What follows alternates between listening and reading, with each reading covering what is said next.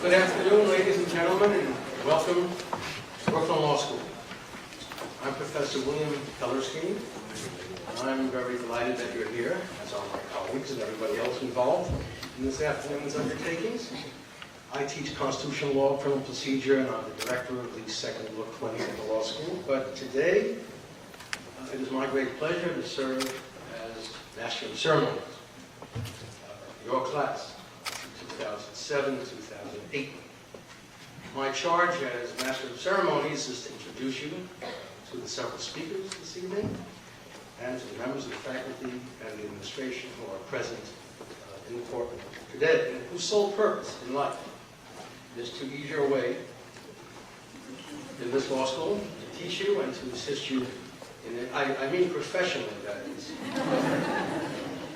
To assist you throughout your law school career, to prepare you for the best way possible for the profession of law and related undertakings. I am, however, as MC, permitted to make a few remarks of my own, which I probably will do a little later. But first, let me introduce you to as many people as I can remember who are here and identify appropriately, both faculty and colleagues. So let me start by looking at the jury box on my right, and in the back row, in light suit, Myron Tchaikovsky, Director of Admissions. I believe to his left, a new member of our faculty, Robin Schneider, joining us as a writing instructor. And down in the hole, Andrea Hirschhorn of our placement of our admissions office.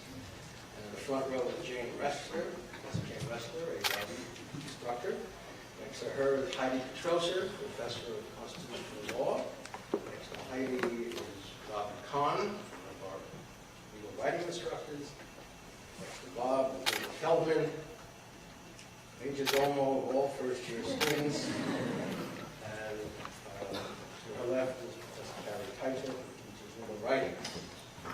Looking to my rear, I see Professor John Ronayne, specialist in the law of partnerships.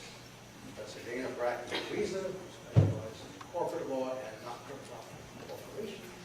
Professor Claire Kelly, international law specialist, who's a graduate of our law school, who's a student of mine and many others. Professor Aaron Tversky, perhaps one of the leading specialists in this country, elsewhere, on product liability law, etc. Professor Michael Madow, a First Amendment specialist. Behind me, Professor Jerome Leitner, specialist in tort law, wills, and in the borough of Brooklyn. Right behind me is a visiting professor and former dean of the Northwestern University Law School, Professor Bob Bennett. My special pleasure to welcome him here this evening. He's teaching constitutional law in the spring, and I believe contracts this semester. To Professor Bennett's left is my colleague Ted Janger, who is a commercial law specialist. And to Ted's left, Professor Elizabeth Schneider, one of the leading experts in our country on women's rights, especially rights of battered women. And to Professor Schneider's left is Marilyn Walter. And Marilyn has been, for many, many years, director of our legal writing program.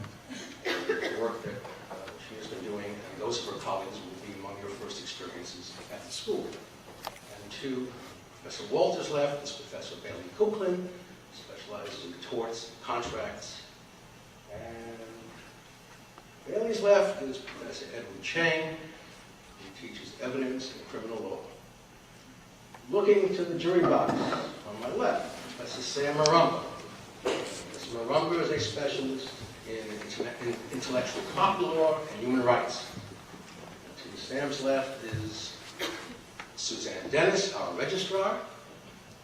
And to Suzanne's left is Linda Harvey, our director of communications. And to Linda's left is Dean Siegel, who is the director of institutional advancement. And sitting next to Dean is Eliza Kaplan, I believe, who's joining us as writing instructor this semester. And there's Tom Parker, director of the Office of Student Affairs. And next to Tom is Joan King, the director of our career center. In the back row, Professor Sarah Robbins, our librarian, Professor Jason Mazzone, Professor of Constitutional Law, Phil Allred, who is our Chief Information Officer, and I think that lets me off the hook for the time being. Let me just preface my brief remarks by saying whenever I look out at entering class, I'm mindful that many, if not all of you, have varying quantities of trepidation mixed with feelings of excitement and pride. Trepidation because of law school horror stories that you've heard, I'm sure, long told, and also fear of the unknown. Excitement about that very same unknown, and also about new beginnings. Pride of having graduated from a fine undergraduate institution where you did well enough to be accepted by an exceptionally fine institution, Brooklyn Law School. Contributing to your trepidation, and it's going to last beyond this evening, is the very nature of law study. You'll encounter new concepts, new thought patterns, and much will not resemble what you've been previously exposed to. And law school is indeed the law study is very demanding. This summer, one of the books I just finished is Ron Chernow's biography of Alexander Hamilton. It's a splendid book. But in it, a young man named Dirk Tenbrink, who just had graduated from Yale College, came to study law in New York in Alexander Hamilton's office. There were no real law schools in those days. And he wrote to a former classmate the following: "But now, instead of all their happiness, once so near to view, I am deeply engaged in the study of law, the attaining of which requires a sacrifice of every pleasure and demands unremitted application. Heavy, for the most part, have been the hours to me." However, you shouldn't overlook the fact that every faculty member, including myself, was once a virtual law student. And I feel on safe ground in stating to you that none of us is like the legendary Professor Kingsfield. If you've heard of him, I don't know, as the years go by, I'm not sure, but of the paper chase. His type was already absent pretty much from one. Some of you obviously remember that one a lot more. Nonetheless, my colleagues and I will challenge you to think and to speak, and you should welcome that challenge. I don't think any of us will tell you, but you never can tell, as Professor Kingsfield did in the movie, to take out your cell phone, there were no cell phones at the time of paper chase, and call your mother and father and tell one or the other that there is serious doubt about your ability to be a lawyer. I don't think that will happen. In fact, to the contrary, if you haven't already heard it, Brooklyn Law School is what is known as user-friendly. Faculty, students are accessible to one another. We're accessible to students. We have what we believe is an open-door policy. And students are supportive of one another, which is a rare commodity at times in law school. Being a law school nerd, a species that can be found in many other places, does not occur here, and we do not regard it, if it does occur, as a class act. Our ethos at this school about being a law student and subsequently as a lawyer, even a hard-driving courtroom warrior, that you do with skill and creativity, but with grace and dignity.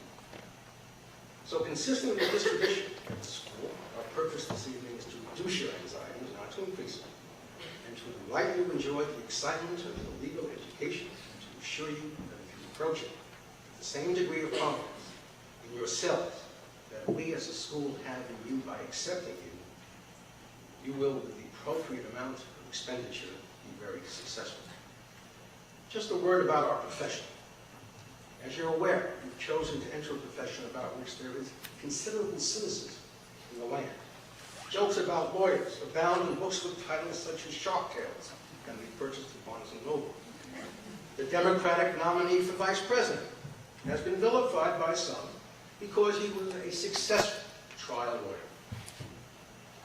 But those of us who are enamored of the law and do like to go to a courtroom, we think being a good trial lawyer is something to aspire to. Besides, there's also something else about lawyering. And for this, I turn to a book I read the summer before last, or 2 summers ago, the biography of John Adams by David McCullough, Mr. Adams was vilified for having represented the British soldiers who were accused of murdering colonists during the Boston Massacre. And Adams had this to say about being a lawyer. Quote, "Now to what higher object, to what greater character can any mortal aspire than to be possessed of all this knowledge, well digested and ready at command, to assist the feeble and friendless, to discountenance the haughty and lawless, to procure redress for wrongs, the advancement of right, to assert and maintain liberty and virtue, to discourage and abolish tyranny and vice." Vice is another subject. And if this is not good enough for you, think of what the great German sociologist Max Weber publicized was said. "No one hates lawyers to the extent that they want their child not to be one."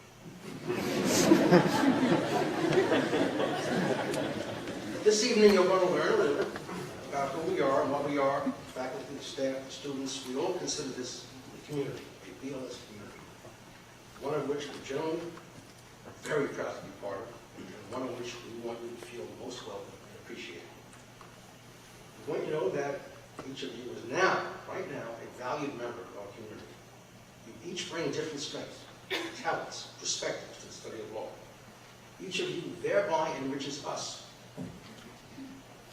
because the classroom experience is one in which I'm enriched by my students, because I take away from those classes, certainly as the older I get, much deeper insights from students who are willing to question assumptions that, based on their own life experiences, I cling to. As my wife reminds me quite often, the Second World War is over, and not everyone thinks like you anymore.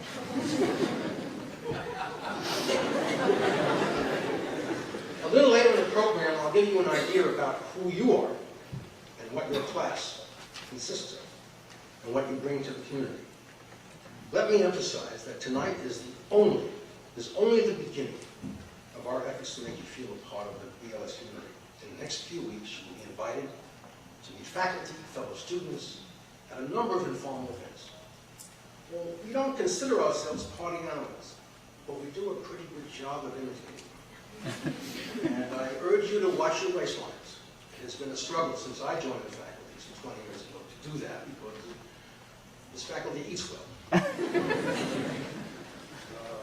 And I hope that each of you takes advantage of every opportunity to get to know us and to get to know one another. You want to be pleasantly surprised.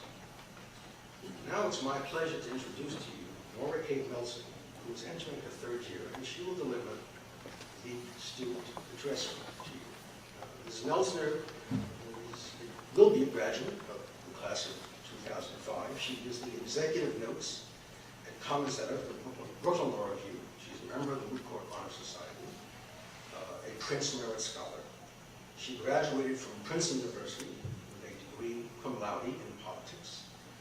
And since being at law school, this summer she was a law clerk, summer associate at the firm of Clare Duffy, Arnold & Stein in New York. And the previous summer, she worked for the Brooklyn Legal Services as a legal intern. So it is my great pleasure to introduce to you Nora Kate Melson.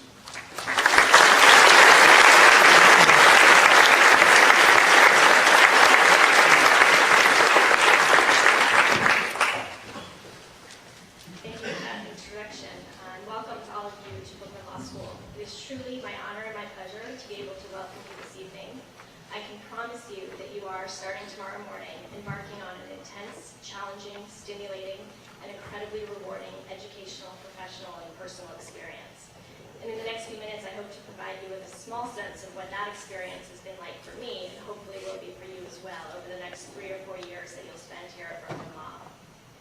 When I was asked a few weeks ago to deliver this welcoming speech, I immediately thought back 2 years ago to when I was in your shoes, anxiously awaiting the start of law school. I must say I went through several different cycles of emotion that summer, as I imagine some of you may have gone through this summer as well. Before starting law school, I had been a 6th grade teacher for a few years. So at the beginning of the summer, I thought law school was going to be a piece of cake.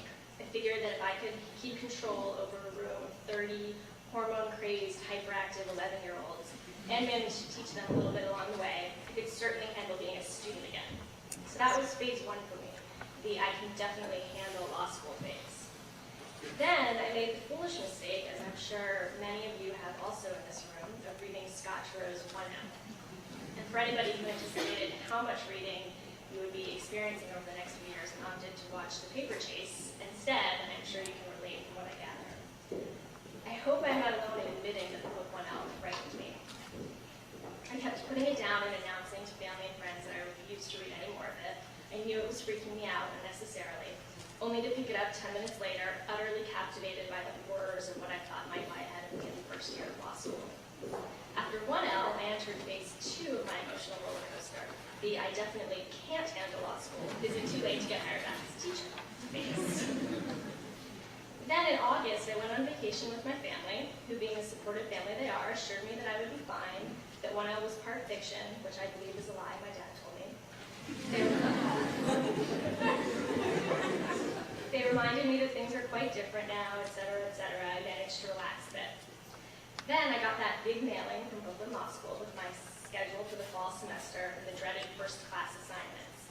At first, when I pulled out my schedule, I started to feel really good again. After 3 years of getting up early and staying late at work, the seemingly small amount of class time and big chunks of free time in my schedule looked really fantastic.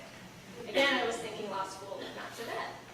So, being the slightly overly diligent person I am, I immediately called up the Brooklyn Law School bookstore and asked if I could have my book shipped to me where I was on vacation, as I wasn't getting home until the day before school started.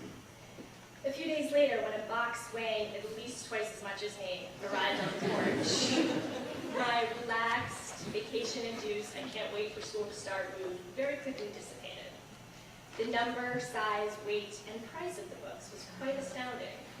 I think Torts alone must have weighed in at about 50 pounds. So I diligently sat down and started reading, forgoing my tanning on the beach for the anatomy of a lawsuit, feeling more and more unsure with every page of whether I had made the right decision. And then finally I got to today. I can still remember meeting with my mentor and 7 of my new classmates just before coming to this presentation. Several of the people I met that first day, that first hour as a Brooklyn Law student, have become great friends, friends I know I will keep for the rest of my life. Some of them became study group partners, people with whom I shared the anxiety, frustration, and confusion of the first year of law school. All of them became members of Section 7 with me, a group of 40 people that I dare say I will never forget, as we spent an entire year in class together all day. And so after this night of orientation, 2 years ago, I was of course still nervous about starting school. And although I always thought of myself as a person who likes to talk in class, my heart certainly skipped a beat in the first few weeks of school every time a professor looked down at his attendance sheet to call out a name. But that is part of law school. The point is that I survived, and so will you. In truth, my experience at Brooklyn thus far has been a lot more similar to Legally Blonde than to 1L or the paper chase. In addition to being a semi-natural blonde myself, I have learned a ton, made friends, developed relationships with professors, and even had the opportunity to act as a real lawyer in this very courthouse as part of Brooklyn's amazing clinical program.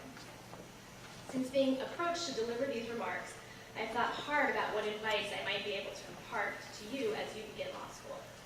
I spent some time asking lawyers and other law students with whom I worked this summer what they would tell incoming law students on the eve of the start of school. Surprisingly, across the board, people's responses were generally the same. The winning answer, without question, was this: figure out what works for you. Of course, law school is going to be challenging. Of course, you are going to be stressed out at exams. Of course, your heart is going to race or your voice might get a little shaky the first time you personally experience the joy of the Socratic method and are called on in class. These are givens. What you must do is figure out how you study best, how you best prepare for class, when the proper time to start outlining is for you, given your approach to studying. Different things work for different people. For me, in my first year, I worked with a study group, and that worked for me. Some people need to work alone.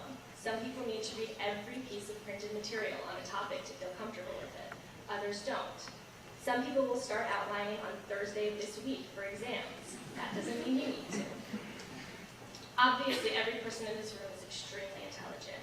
You wouldn't have gotten into Brooklyn if you weren't. So it goes without saying that you can, in fact, handle law school. Which leads to the second piece of universal first year of law school advice. Don't get nervous if you feel stupid at the beginning. And by that, I mean, Don't worry when in the first weeks of class you feel like you don't understand what's going on.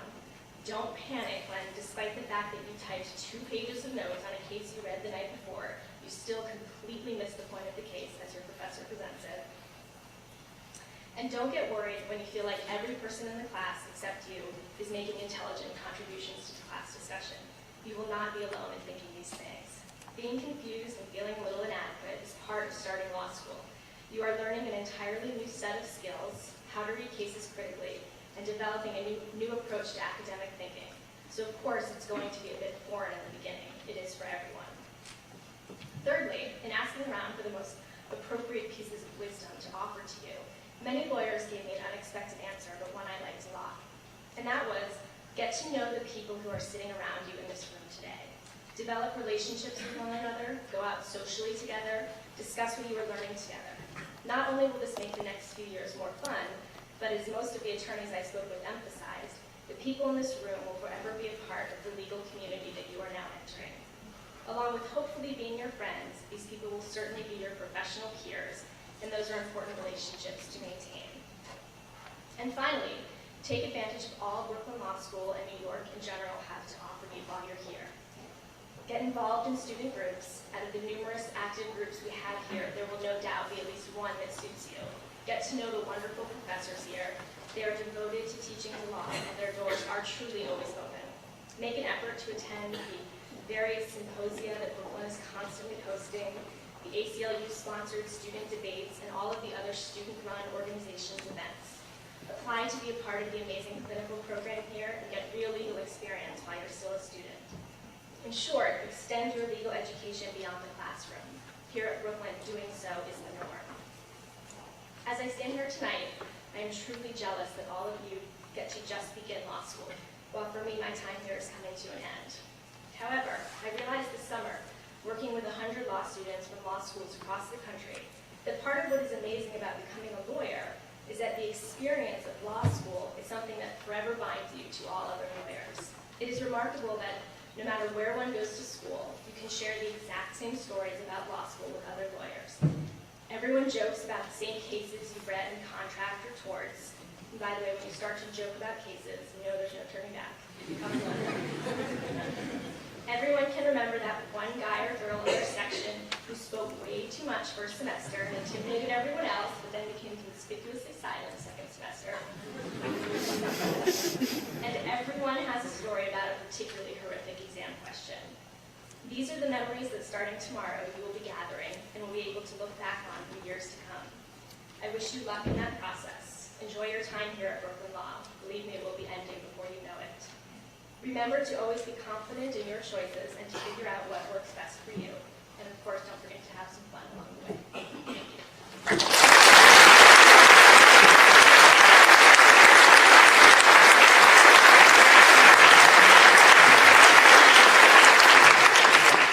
Thank you, Nora. On 1L, I graduated from the same law school as Scott Turrell, but many years before he wrote the book, so I read it when it came out, and I was asked what I thought of it. It was really a confection of wuss. Really,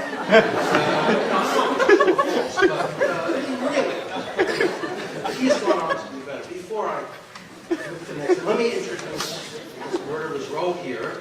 I'll introduce the deans. To my right, Associate Dean Jennifer Rosado, Dean for Student Affairs, a specialist in health law and family law.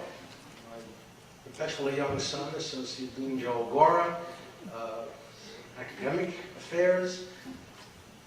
Dean Joe Wesser, who I will speak of much more at length in a moment. Colleague with me here, Larry Solon, who I will also speak at greater length, and the Dean of Admissions, a person who has already established his importance to you, Henry Hapstead. Now let me tell you something about your class, and what we call a class profile. Who you are, where you come from. I love this part of it, because it's always fascinating to me. Your entering class is comprised of 491 students who were selected from nearly 5,700 applicants. 303 of you have chosen to enroll in the full-time program, while 188 of you have enrolled in our part-time division. We all feel that your class represents a desirable diversity of background and experience, as well as an exciting mix of social, geographic, and cultural characteristics. In terms of places of birth, you come to us from 5 continents, 25 countries, 34 U.S. states and the District of Columbia. You are legal residents of 31 different states, the District of Columbia and Puerto Rico. 15 students in class who are not U.S. citizens come to us from 15 different foreign countries. With a class-wide average of 24, the youngest in your ranks is 19, and the oldest is 39, 48% of you are women. We represent 166 colleges and universities, which are located in 35 states, the District of Columbia, and 3 foreign countries. 69% of your class earned bachelor degrees prior to this year. 16% of you have been out of college for at least 5 years. As undergraduates, you collectively pursued more than 64 different fields of major academic study. 30 of you have already earned master's degrees or doctorates in various disciplines before you arrived on our door. A wide range of experience is the rule for most of our students. Included among your classmates are a molecular biologist who conducted cancer drug research in Memorial Sloan Kettering Cancer Center, a registered patent agent who worked for the U.S. Patent and Trademark Office, a certified pharmacy technician who has a Doctor of Pharmacy degree, a flight instructor who has her FAA pilot's license, a student who studied Buddhist meditation at the International Meditation Center in Odaya, India, a U.S. Army Reserve Sergeant who worked in the military intelligence unit in both Bosnia and Iraq, a student who graduated from college at the age of 16, became the sole proprietor of an internet company. One of your classmates was a skier who competed in the Junior Olympics. One of you competed in the U.S. National Fencing Championships. Another was a member of a U.S. National Ice Hockey team. Many of you have literally taken leaps and strides prior to coming to law school. Among you is an Israeli dance instructor and a member of a hip-hop dance group. A number of you have competed in some of the nation's most challenging marathons, including races in New York, Boston, and Chicago. Another one of you completed several New York triathlons. One of you hiked the Inca Trail to Machu Picchu and also climbed Mount Sinai. I've been to Mount Sinai twice, but they have rolled me in both. Several of your classmates are accomplished equestrians. I like to swim too.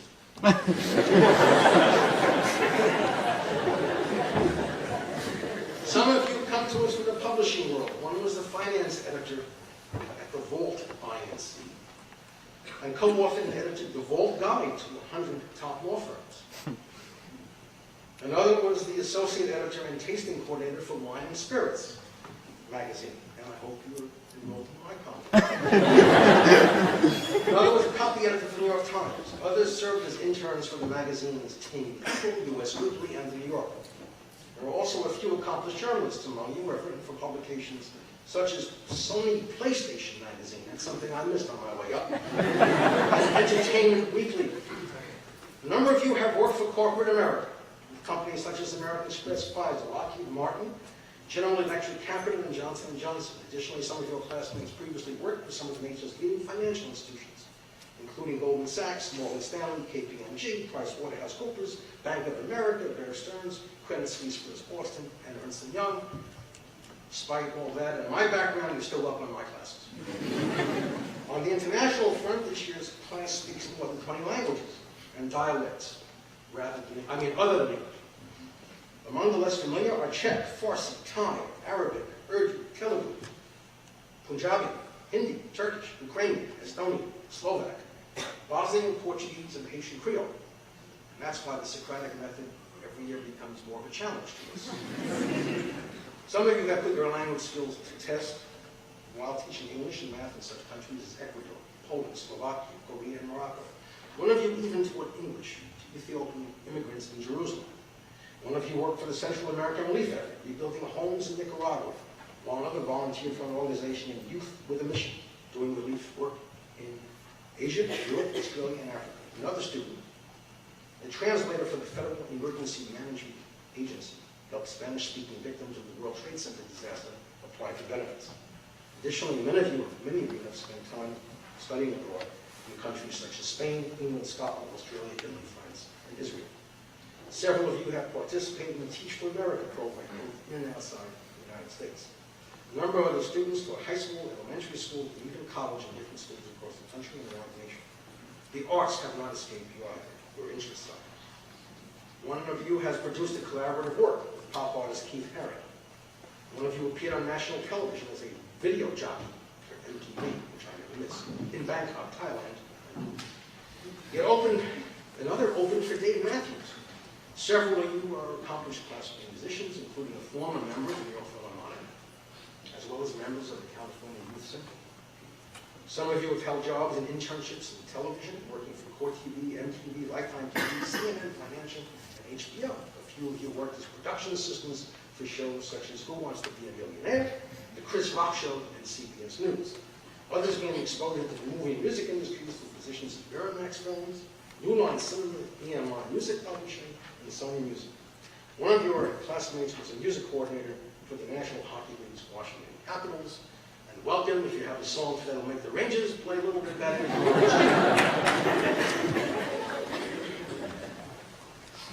In keeping with our reputation at the school as a center for public interest, your class includes many with a serious commitment to public service, exemplified by involvement with Habitat for Humanity, Big Brothers, and Big Sisters. Ronald McDonald House, the Special Olympics, Meals on Wheels, the Make-A-Wish Foundation, the National Organization of Women, Amnesty International, just to name a few. One of you created a youth outreach program by utilizing your father's horse stables. Another reads books onto tape for the blind. Yet another is the founder and co-chair of the Cancer Research Foundation. Two of you were Peace Corps volunteers in Poland and in West Africa. Another spent 6 weeks in the Rift Valley of Kenya participating in archaeological dig. On the political front, as the run for the White House heats up, we are certain your experience will provide for diversity and foreign viewpoints. Several of you have worked with prominent Democratic and Republican officials. Among you is a former congressional aide, a former campaign manager for Mayor Rudy Giuliani's re-election. And don't give up that job yet. Several senatorial interns, including one who worked for Hillary Clinton, a former intern for Congressman Richard Gephardt's campaign. Nice about that one. And a slight and motivated advanced person for Bill Bradley's presidential campaign in our last election. You remember Bill Bradley. Several of you have dedicated yourselves to protecting the health and safety of our citizens. One of you is a member of the U.S. Coast Guard who won a medal for providing security for OpSail 2000 in Boston, New York. One of you was an investigator for the New York City Civilian Complaint Review Board, and other worked at the Arms Trade Resource Center at the World Policy Institute, tracking U.S. military spending in developing countries. A couple of you have served in the United States Marine Corps, and one of you attended the Citizens Police Academy, and one of you was a roller skate patroller in Central Park. I can tell there's something special about that. I never learned how to roller skate when I was a kid. Not surprisingly, a number of you have worked as legal interns, researchers, and paralegals at some of our busiest law offices and government institutions, including positions at the Department of Justice in Washington, the Legal Aid Society, the U.S. Census Bureau, the Department of Defense, and the U.S. Attorney's Office. Well, there are many, many stories, and we're thrilled to have such an extraordinary blend of students who have come to us from different paths here tonight. Can you guess who's who? Well, you'll find out. We have 3 or 4 years to get to know one another, and as Horace said, you should. In doing that, you will find that you're sitting next to somebody, or you'll meet someone who will be your colleague and friend for life, maybe your spouse, hopefully for life. Old-fashioned. All right. Now it's my pleasure to introduce you as our faculty speaker for the evening, my colleague, Professor Solon. Professor Solon received his bachelor's degree from Brandeis University, his JD from Harvard Law School, and has also received a PhD in linguistics from the University of Massachusetts. Larry is the director of our school's Center for the Study of Law, Language, and Cognition. He teaches contracts, comparative legislation, insurance law and language seminar, property remedies and legislation, and statutory interpretation. His highly acclaimed book, The Language of Judges, is regarded in our country as one of the leading texts or books on that subject, as a seminal work on the subject of linguistic trial argumentation. His new book, Speaking of Crime, The Language of Criminal Justice, will be published in early 2005. Professor Solon has also, of course, written many articles and chapters and books on language in the law, and he has served as consultant in the United States Department of Justice on linguistic issues, especially as they arise in perjury matters. He has been a visiting professor in the linguistics program and a visiting fellow at the psychology department at Princeton University. Prior to joining our faculty in 1996, Professor Solon was a partner in the New York law firm of Lawrence, Ellison, and Rupert, where he specialized in litigation. He began his legal career as a law clerk at Justice Stewart Pollock of the New Jersey Supreme Court. Lastly, he's a very nice person, and I love having him as a colleague, so it is my pleasure to introduce Professor Solon to you.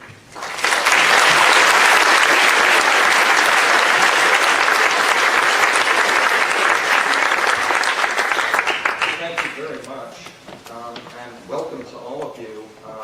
Welcome from all of us. You keep getting welcomed, and we all mean it. I'm not going to talk about Legally Blonde. I'm really sorry, so don't wait for that part of the speech. Well, between this ceremony, which we will keep brief and hopefully pleasant, and the graduation ceremony, which we will make pleasant but not brief. You're going to be in law school for 3 or 4 years, and when you're done, you're going to start your legal careers. For most of you, it's much too early to talk about what you might want to do when you graduate, unless you know that already, which some of you will, but most of you won't. But it's not at all too early to talk about some of the things that will happen in the next 3 or 4 years that will help you decide. One thing for sure is that you're going to learn a lot of law. And as you make your way through the first year, you will no doubt find that some areas of law interest you a great deal, and others much less so. This is only natural. The difficult task facing you, and the one I want to focus on here tonight, is having the self-awareness to listen carefully to your own reactions to what you learn. And that isn't easy. Perhaps you regard yourself as a liberal activist. How will you react if you find yourself sympathizing with business interests when you study contracts? Or maybe you consider yourself a no-nonsense, law and order kind of person, but find yourself outraged at some of the shenanigans that the courts permit the police to perpetrate when you take constitutional law. As these things happen to you, and in one or another way they will, you'll each have your own version of it, you'll do yourself an enormous favor if you remain open to learning more about your own values, combining intellectual tools with long-held passions, and accepting yourself for who you are as those passions change, whether they become even more fervent or more nuanced. Let me give you an example. In a few weeks, you will read in your criminal law class the story of 4 men lost at sea. After a few weeks, they were at death's door. Desperate, 2 of them decided that they should kill and eat the weakest one. So they killed the cabin boy, Richard Parker. I'll always remember that name because my criminal law professor was named Richard Parker. he didn't find the coincidence at all entertaining. It's conceivable that at one time he had him, he was just sick of it. But my guess is he never did. So they killed him, and as a result, 3 remaining sailors survived. The 2 survivors who were behind the whole scheme were tried for murder after the 3 were rescued. The court sympathized with them, but stood by the rule that it's not all right to sacrifice someone else's life to save your own unless you do so in self-defense. The claim that this was necessary is not good enough. You'll learn all about the doctrine of self-defense in criminal law, but this case raises a harder question. Many of you are probably already thinking that some social good comes from doing something that allows 3 or 4 people to survive a shipwreck, instead of none of poor people. So this story raises the question of whether it's all right to sacrifice others for a greater good. When it comes to deciding to kill someone, the answer is still no. Moral philosophers use a modernized version of the story to illustrate the point. A healthy person goes to the doctor for a physical. 3 people in the waiting room each need an organ transplant, say 1 lung, 1 liver, and 1 kidney. It's not all right, either morally or legally, for the doctor to kill the healthy person to save the other 3, even though there will be a net gain in lives saved, and it will be even worse, and perhaps analogous to our shipwreck case, if the doctor were one of the people needing a transplant. But the decisions that society makes, often through the legal system, are only sometimes consistent with the results of our cannibalism case. In fact, the judge himself in the shipwreck case mentioned war as an event in which society calls for a relatively small number of citizens to sacrifice their lives for a greater good. Let me just mention a few more questions that arise as a result of this kind of inquiry. Can torture be justified when it leads to information that will save lives? If the answer is yes, how much should society risk torturing the wrong person? Should pharmaceutical companies stand their ground in not making life-saving drugs widely available to the poor on the theory that their profits are plowed back into research that results in saving even more lives? Does it matter if some of these profits are plowed back into making a great deal of money treating erectile dysfunction? If you are poor, should you be permitted to sell healthy organs to wealthy people who need them to survive? When a contract has a missing term, should courts fill it in to maximize overall social wealth, even if one of the parties to the contract is hurt disproportionately? Should victims of medical malpractice or those hurt by poorly designed products not be fully compensated for their loss in order to make more resources available for a greater number of people in need of treatment or various products? Should our society allow a state to stop paying for extraordinary care to keep people over a certain age alive on the theory that those same medical resources can be directed to a greater social good? The cabin boy, who was the weakest person on the boat, was killed without having a sand. Would it matter to you if they had taken a vote and he lost 3-1? Or perhaps 2-1 with 1 abstention? Will your answers to all of these questions change if a government made decisions in some politically legitimate matter, perhaps the courts or a legislature or an executive order? Or is there more at stake from the very substance of all of these questions? What if there had been a 2-2 tie? Should ties be resolved in favor of saving the most lives, or should tie go to the cabin boy? Should ties go to the defendant? Should the tie-breaking rule be the same in this situation as it is for resolving disputes over the interpretation of a statute that is susceptible to more than one understanding? I raise these questions here not only because they grow out of our story about cannibalism on the high seas, but because all of them will surface at Brooklyn Law School during your 3 or 4 years here, whether in contracts, health law, international law, property, criminal law, constitutional law, or some other course. As you confront such questions, listen hard, not only to the instructor, but to your heart. Learn who you are, where you draw lines when forced to do so, and how you might want to define agendas for society and, more importantly, for yourself. Not that each individual is more important than society, but those are the decisions you certainly can make. Listen especially hard when you're deciding how to pursue a career that should be both interesting to you and resonate with what you've learned about yourself. Now, as you have all of these experiences of self-recognition, you're no doubt going to begin sharing them with family and friends. And this will create a problem because as you do this, you may become insufferable. You call your friends and family and tell them about each case that was exciting to you in torts or criminal law or constitutional law. So as you go through law school, listen not only to your heart, but listen to your friends so you don't lose them. Law is about life, so have a life. Whether it's as small as having a few laughs at the daily show at the end of each evening, or staying in your singing group, or listening to music with friends, make sure that you have a life. We promise to teach you a lot of law here. While we do that, a great many things will open up to you. I hope you'll reach out to them. Enjoy your time with us, and again, welcome.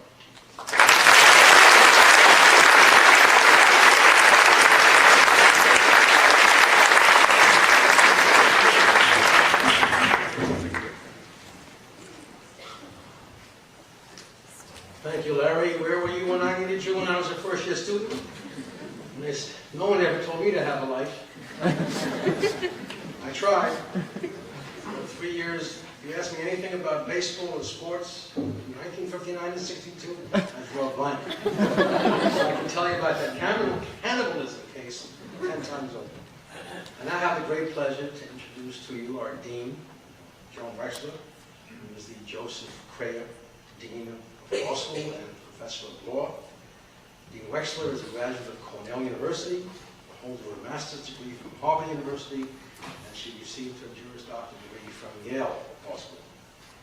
Dean Wexler has been our dean since 1994. She joined the faculty in 1985, after a number of years on the NYU Law School faculty. And she has served previously as Associate Dean for Academic Affairs for 6 years, up to the time that she assumed the deanship. After her graduation from Yale Law School, she served in this courthouse as law clerk for Judge Jackie Weinstein, whose name probably, I'm sure, does not mean all that much to you today, but Judge Weinstein is widely regarded throughout our nation as one of the finest federal judges to have ever put on robes. After Joan finished her clerkship with Judge Weinstein, she spent several years with the Manhattan firm of Debevoise and Plimpton. Wexler is an extremely prominent fixture in New York's legal establishment. In November of this year, she will become president of the Federal Bar Council. She has also served as president of the Federal Bar Foundation. She is a member of the executive committee of the Practicing Law Institute, the Cornell Council, and the advisory committee to the Yale Law Journal, on which she served as a student. Dean has also been on the American Bar Association faculty for new dean's workshops over the past 2 years. And she was recently elected to the Women's Forum, which is an international organization for women leaders. While thinking internationally, I should mention that the dean has just returned from Beijing, where she visited our students at our law school summer program in Beijing. Some of you may choose to indulge yourself in that wonderful experience over the next couple of summers. Dean Wexler is also a member of the American Bar Association's Continuing Legal Education Committee, the New Dean's Planning Committee, and the Independent Law School Committee.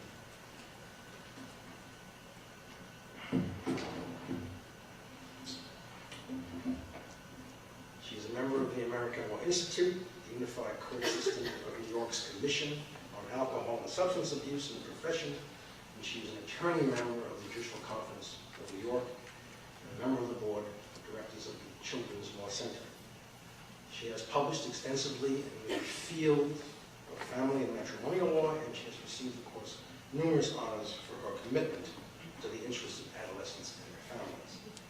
She's been a very active member of the Association of the Bar of the City of New York, where she served as vice president from 1996 through 1997, and she served on numerous committees of that association. She's been a long-time member of the New York Women's Bar Association and served on its board of directors, and twice she served as vice president. As I think you will perceive, if not this evening, very soon, Dean Wexler is committed, energetic, creative, and sensitive to the needs of Brooklyn Law School, to its aspirations, its goals, and to its students. And without further ado, it's my pleasure to introduce Dean Wexler.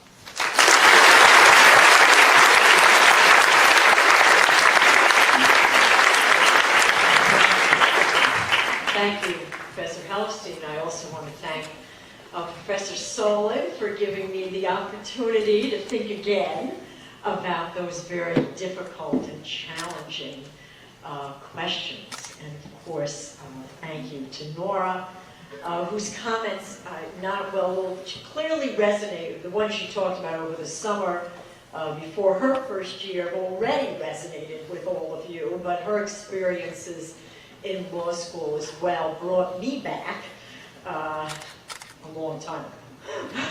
So I was also, I too, by the way, was a teacher before I came to law school, and I had the pleasure of teaching in junior high school.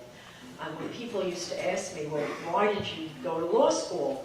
That was my entire answer. Well, I was teaching junior high. Anything seemed better than dealing with that particular age group. And of course, although I actually do look rather fondly back on that time, teaching law students and being among them has been an unparalleled pleasure. I want to spend the next few minutes discussing a topic that I do think about every day, and that is undoubtedly on your minds tonight. That topic is the value of spending one's life as a lawyer.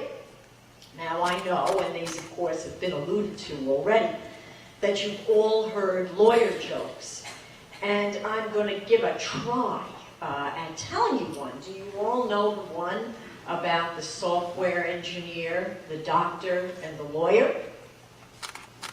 Maybe not. Okay, well, here we go. A physician, an engineer, and an attorney were discussing who among them belonged to the oldest of the three professions represented.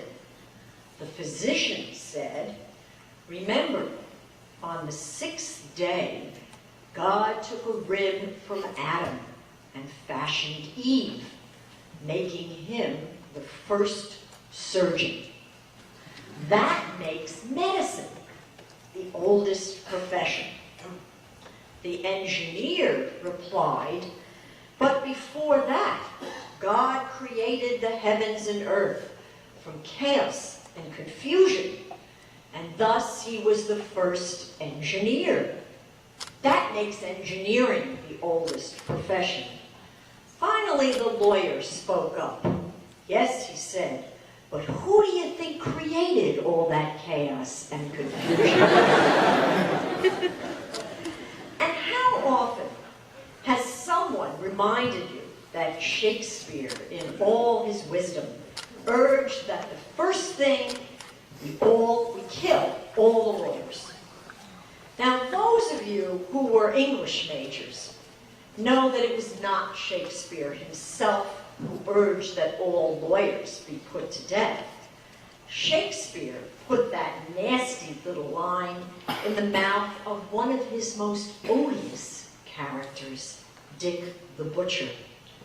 Dick is an assassin who utters the notorious line in Henry VI, Part 2, after England's prisons have been emptied and the entire country has fallen into bloody chaos. Still, the line usually gets a laugh. Of course, coexisting with this anti-lawyer sentiment is the great measure of respect that people have for the legal profession. And as Professor Hellerstein already mentioned to you, there probably isn't a parent you can find who isn't pleased, or your parents, to think that you're going to law school. But you are going to have the following experience. You'll be at a party, or maybe a bar, and you'll be introduced as a law student. Your new acquaintances will demonstrate their command of Shakespeare and banal lawyer jokes, and then, without missing a beat, they will ask if you can answer a little legal question. Or they'll tell you that they too have been thinking about applying to law school and ask if you have any advice for them. Which makes you wonder, what is it about the legal profession that attracts such a very large share of the best and the brightest to its ranks? Some cynics would probably answer by talking about money. A legal career certainly holds out the possibility of making a comfortable living. But there are other professions that pay as well. And there are plenty that pay better. The reality is that there are many other reasons, very good reasons, that explain why people choose law as a career and why they get a great deal of satisfaction from their work. Reason number one: law is as broad as life itself, and the practice of law provides the opportunity to solve at least some of life's problems and realize a fair share of life's promise. A law school education will not teach you to design websites or mend broken bones, but it will train you to unravel and solve marvelously complex problems, to pay meticulous attention to detail and nuance of meaning, and to master all the knowledge you will need to represent software engineers and doctors, not to mention a whole world of clients engaged in other professions. Reason number two: with your legal training, you can handle many different jobs, and you can accommodate shifting goals and priorities by moving within the profession. I know many lawyers who've moved from private practice to public service and back again to practice. I have friends who represented companies when they went public and later became CEOs of those companies. I know a real estate lawyer, a graduate of Brooklyn Law School, who is now a television star. He's the guy in glasses who sits next to Donald Trump and smiles benignly when Donald says, "You're fired." Last year, he came to the law school to have lunch with our students, and maybe I'll be able to get him to come back again this year. My point is that lawyers, to a greater extent than any other professionals, are in a position to shape and reshape their careers even as they progress in them. This is one of the characteristics that makes a career in law so special. Reason number three: law is a profession of and for the mind. It is a career of continuous challenge and learning. This is so not only because it is important to keep abreast of changes in the law itself. Being a lawyer requires that one think not only about legal principles, but also about the social, technological, and economic forces that shape them. You can't practice tort law without knowing something about medicine.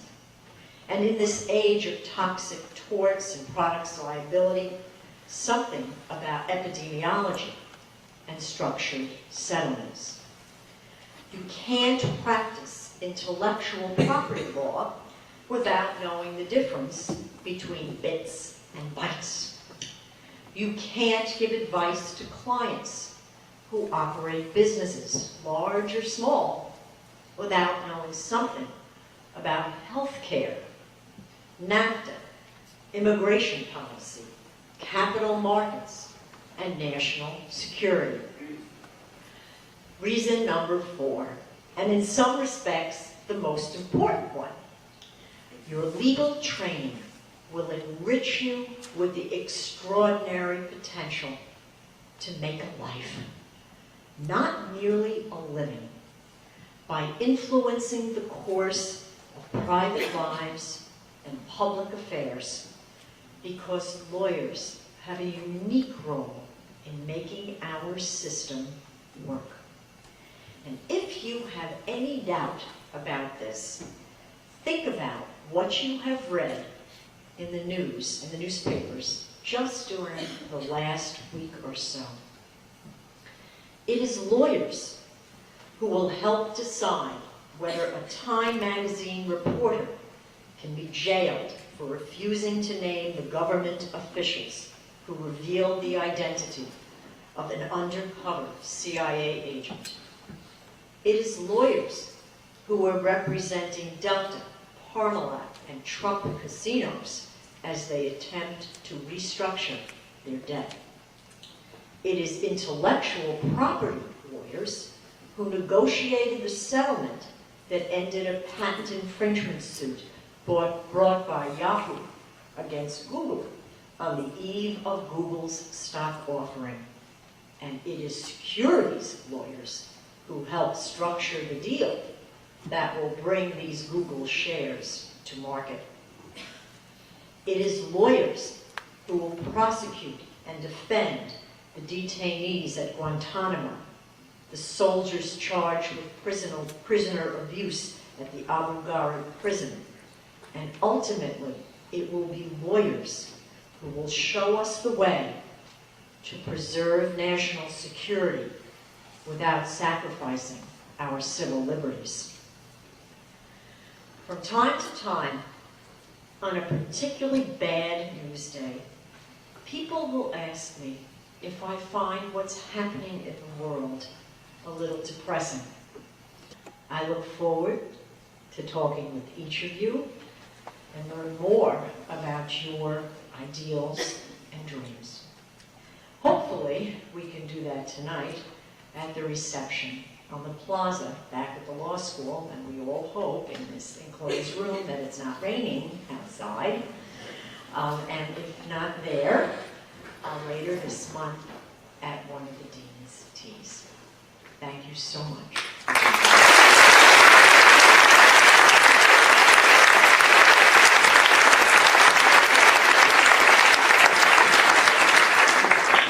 Thank you, Dean Wexler. That concludes our formal program for the evening.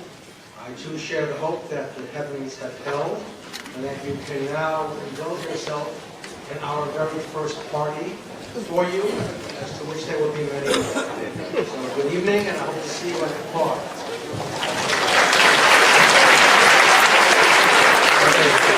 Not at all. I don't.